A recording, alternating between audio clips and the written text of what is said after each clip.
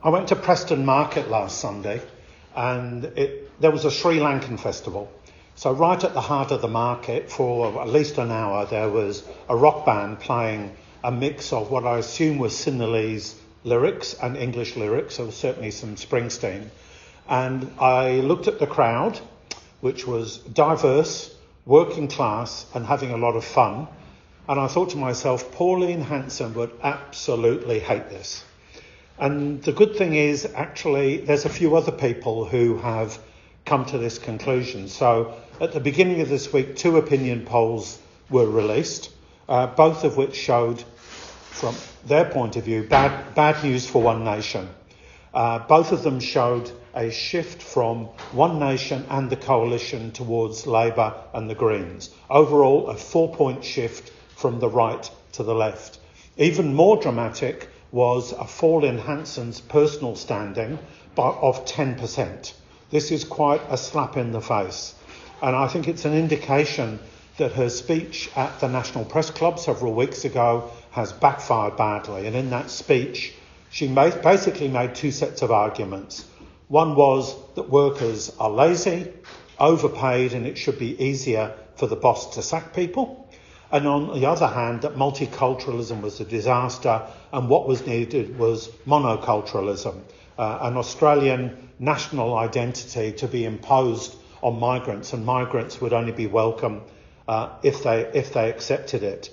And one of the arguments she put for monoculture was Norman Gunston and Paul Hogan. Now, I suspect, even looking around this room, I think the majority of people won't remember Norman Gunston.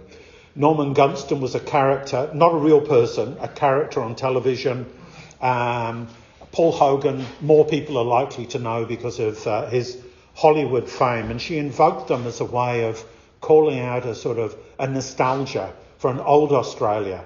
And what she was trying to do was send a coded message to her base that she stood for the way things used to be, when services were provided, when people could afford to buy houses, when there were mostly white faces in the street.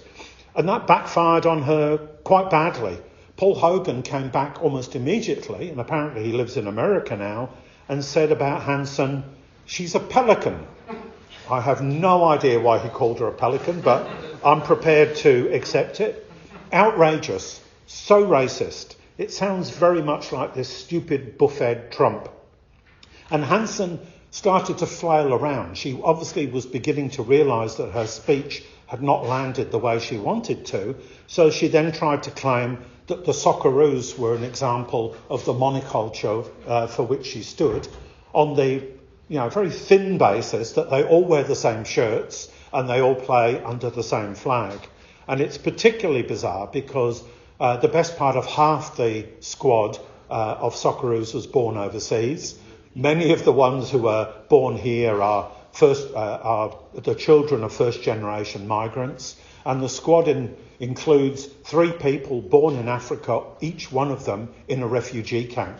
And the current star of the Socceroos, Nestori Irankunda, was one of those people born in a refugee camp in Tanzania after his parents fled from Burundi. So the idea that the Socceroos stands for monoculture was absolutely ridiculous. Now, it's easy to take these pot shots at Hanson and call her a pelican and all the rest of it, and we should take pleasure out of the shift in the opinion polls, but there is absolutely no room for complacency. The Australian Bureau of Statistics did a survey last year. They do them periodically, and one of the questions they ask is, do you think multiculturalism is good? And 75% of people said yes. And you think, oh, that's not too bad. But in 2020, it was 85% of people. There has been a shift against multiculturalism, and it's happened really in the same time period where the crisis in society has contributed to driving people into the arms of One Nation. And if you want to be not just made nervous, but scared a little bit, and that's today's opinion poll about the Victorian state election. And the opinion poll says that Labor in Victoria is on 26%, the Coalition is on 26%, and One Nation is on 27%. That election is on November the 28th, and there is a real prospect of a One Nation Liberal coalition government in Spring Street before Christmas. Now, Hanson invoked the idea of monoculture, and she was building on an old and very rancid racist theme which she shares with other sections of the conservative and far right. Multiculturalism only came into being as an official policy under Whitlam in the 70s. Within a decade, conservative historian Professor Geoffrey Blainey was calling multiculturalism, quotes, a new form of colonialism, where Australia was considered, quotes, the colony of the world. And I think it's quite interesting, if you think about that argument prefigures what is now universally accepted across the global far right, and that is the idea that the left, or the Jews, or the left and the Jews, or the Jewish left, depending on your conspiracy theory, which version you adopt, is deliberately encouraging mass migration of brown and black people and Muslims as a great replacement of white people, to make white people a minority in their own homelands. And Blainey was, in a sense, articulating that argument in 1984. In the 1990s, remember Hanson has been around a long time, she was calling multiculturalism a form of reverse racism against white Australians and a bloated ethnic industry. And the coalition had absolutely no problem picking up on these themes because, of course, they often shared some of these themes. So in 1999, John Howard, as Prime Minister, introduced Harmony Day. And Harmony Day was brought in quite deliberately on the same date as the United Nations International Day for the Elimination of Racial Discrimination. And that UN Day commemorated the massacre in Sharpeville in South Africa of black South Africans standing up against apartheid in 1960. It was a deliberate show of respect to people who were challenging a racist system. And incidentally, of course, John Howard supported South African apartheid pretty much to the end. But Harmony Day was brought in to defang that memory, to turn what should be a day of global anti-racism into a day where you brought the food of your ethnic background to morning tea in the workplace. And that was the kind of multiculturalism that Howard was prepared to tolerate. And he abolished the Multicultural Advisory Council, and he ramped up hostility to Muslims and refugees, in particular after the 9/11 attack in America in 2001. And what's interesting in this process is that the racist right quite deliberately shifted the way in which they spoke. Previously, racism had been about skin colour. The implication was that non-white people were inherently inferior, and you could judge someone literally by the colour of their skin. The right began to shift to talking about culture and values. And so supposedly the problem with Islam was not about ethnicity, it was that the values threatened the Australian way of life. Now, the Australian way of life, of course, included enormous dollops of domestic violence, homophobia, transphobia, exploitation of workers where the bosses could get away with it, and apparently Islam was a challenge. And I distinctly remember arguing with racists, and this might still be the case today, that they weren't racist because Islam was a religion, not a race, and therefore they weren't being racist. But I think the mask slips, and to some extent Hanson's mask has slipped a little bit over the last few weeks. So, for instance, one of the arguments she made for monoculture was to cite the example of Japan. Now, if you think about it, I don't think Pauline Hanson and her supporters care very much about Shintoism and other aspects of Japanese culture. What she meant was, if you think about it, it's quite crude, all Japanese people look the same. There's only one ethnicity in Japan. That's the argument she's making. And by extension, she's arguing that it's a good thing, essentially, if everybody is white in Australia. By the way, for those of you who have followed the World Cup, and it's probably me and Tom in this room, but for those of us who have followed the World Cup, you might know that the goalkeeper for Japan, all the way through their moderately successful campaign, was black. So the idea of a Japanese monoculture falls over at first glance. And I think we should be clear that the Nazis understand what Hanson is saying when she talks about monoculture. She understands that she's talking about fit in or fuck off. They understand she's saying that people who wear the hijab, people who don't look white in whatever way, all of them are outside society and maybe at best barely tolerated. And when Hanson was in Melbourne a couple of weeks ago for the fundraiser, supposedly at Moonee Ponds and then at South Melbourne, Nazis turned up and they were reported in the papers saying, "Heil Pauline, Australia for the white man." So there's no ambiguity in their mind what Hanson is trying to say. Now, multiculturalism was introduced by the Whitlam government in the 70s. It was a break from assimilation where you had to fit in to a dominant white Anglo-Irish Australian culture. It said that cultural differences could be celebrated and accepted, and there was a rash of new services aimed at migrants, translation services, multicultural radio services, and so on. Now, there was and there continues to be a left critique of multiculturalism, which at a level of abstraction we have some sympathy with, and that is that multiculturalism was an attempt to mute and soften migrant anger with the reception that they were receiving in Australia, and I'll come on to that in a minute with the next part of my talk, but also at some level to segment people into ethnicities so that the government would then only have to deal with the leaders of each ethnic silo. But I think overall it was an attempt to modernise Australian nationalism, to make it easier for the new wave of migrants, the non-Anglo-Irish, the non-English speaking migrants, to feel some affinity or to feel at home in Australia. And there's actually, I think, an echo of this, for those of us old enough to remember it, in the debate around the Republic when the referendum was held in 1999.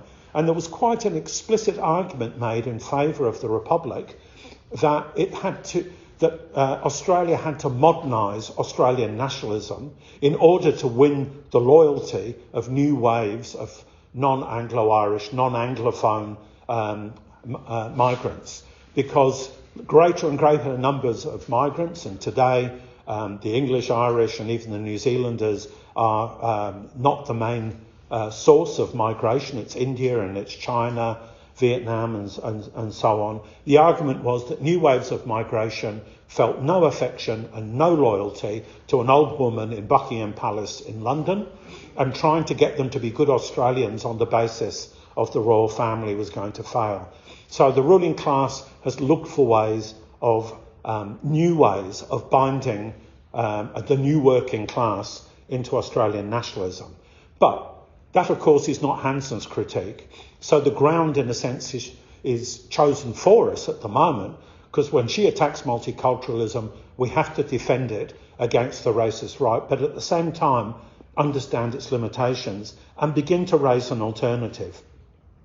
And that alternative, I think, is very much, you could call it multiculturalism from below, but in many ways I think we just call it united working class struggle. We call it the working class fighting its class enemy and overcoming its through experience and through argument the racism that previously had badly divided workers. Because of course migrants, particularly those who came after the Second World War, were overwhelmingly working class. Today there's a few more migrants who come into fairly high-powered jobs, but certainly in the 50s and 60s it was overwhelmingly people who came into the working class, very often into blue-collar workplaces, at a time when the working class was much more heavily unionised, and therefore migrants also became part of the union workforce. Sometimes they didn't want to be, but sometimes they were militants. By 1981, for instance, what was probably then the biggest workplace in Melbourne, Ford Broadmeadows, in 1981, 80% of the workforce was non-English speaking background. Either the 20% were either Australian-born English speakers or actually were British migrants. But actually the process of migration began to have an impact at a molecular level inside the working class long before multiculturalism, long before Whitlam formally abolished the White Australia policy and introduced multiculturalism. The lived experience of the working class didn't automatically, but laid the basis for shifts in working class awareness. So as early as 1952, the Iron Workers Union, which was then under anti-communist control, introduced a section into its magazine called The New Australian, and they published articles in Polish, German and Italian. The next year, the national leadership of the Iron Workers Union authorised branches to start producing multilingual bulletins for the workers and to hire interpreters. And the pressure began to rise up through the movement. In the 60s, three unions, the Iron Workers, the Clerks, which is the forerunner of the ASU private branch today, and the Rail Workers, all put resolutions to the ACTU saying the movement had to respond to the needs of migrant workers. Remember, this was still white Australia, long before Whitlam. We shouldn't kid ourselves. Clearly there were officials who were racist or who dragged the chain, were not interested in responding, dismissed calls to respond. But migrants actually took action themselves, and that accelerated the process. So we've often heard about the Fort Broad Meadows strike of 1973, which I'll mention in a moment. But migrant workers were leading strikes at General Motors in Fisherman's Bend, here in Melbourne, in 1961, 1964 and 1965.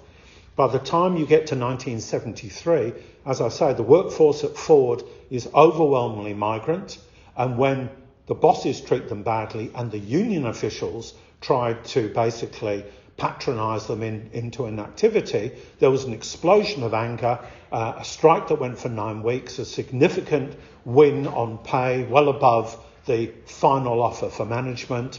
And when the officials tried to put the bad deal, there was a riot, literally a riot at the factory. But that wasn't the only car factory where I think it's worth recording the mood. It's a bit of a self-indulgence, but I'm going to read out something. And this was an Irish guy working on a production line for AMI, which the comrades here think was probably Toyota eventually. Also Melbourne, also 1973. This is him speaking. There were about 60 people on our line, mainly Mauritians, Spaniards and Yugoslavs, a few Italians and Greeks. We used to produce 50 cars a day. We began to suspect the line was being speeded up. Some people started keeping account. On the day it came to a head, the word passed up and down as the 50th car passed, and people stopped work, and it was 40 minutes early, and just hung around. When a little group of 5 or 6 had kept count and decided the moment. When the foreman came, we just shrugged our shoulders and said, 50 cars finished. On the third day of this, the foreman tried to throw their authority around, shouting at people to go back to work. A group of Spaniards set the example. No speak English, they declared, and refused to say more, and everybody repeated it. The Spaniards showed the others how to carry out mini-sabotage undetected, pieces put on upside down, and so on. Foremen were rushing around carrying faulty cars back to the start. Chaos. At the end of a week, the line was slowed down again to 50 cars a day. And one other observation from this Irish worker, which I think says something about the potential for international working class solidarity. He wrote, the Spaniards who had led the action had been members of the illegal workers' commissions which had organised mass strikes under the Franco regime, the fascist regime in Spain. The Mauritians were solid too. They talked of the general strike in Mauritius that had been put down violently by British Marines. Their idea was that we needed a general strike in Melbourne too. This upswelling from below, combined with an awareness from some of the officials that they had to shift, led to the beginnings of migrant workers moving into leadership positions. I won't go through all the detail, but for instance, by 1978, the Rail Union here in Victoria had 2 migrant organisers. It had bilingual staff and multilingual communications. And the ACTU slowly cranked into action. There were a couple of debates and initiatives which led in 1981 to the first ACTU Migrant Workers Conference. Now, to bring this to a conclusion, I think the working class today is manifestly hugely diverse. Any of us who have had the privilege to go down to a picket line, usually blue-collar picket lines, often members of the United Workers Union, will find people from a range of different countries united together in struggle. And to be honest, when people say, the working class, it's all white men or whatever, just get on the train in the morning into the city and you'll see that the white-collar working class is just as diverse. That doesn't mean there's automatically a barrier to the rise of one nation, though. I want to warn against that complacency.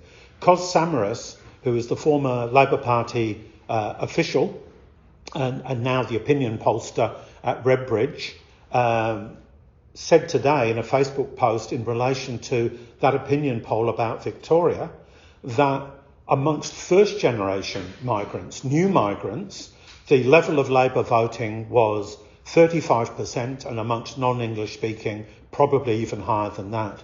But once you get to second and third generation, the children and the grandchildren of migrants are as open to being seduced by one nation as their Anglophone neighbours. And I think what that means in finishing up is the importance of fighting back simultaneously against racism and against poverty and the cost of living crisis. Those people who only highlight Hanson's anti-working class credentials, let the racists off the hook. Let the people who blame migration off the hook. We're not going to make that mistake.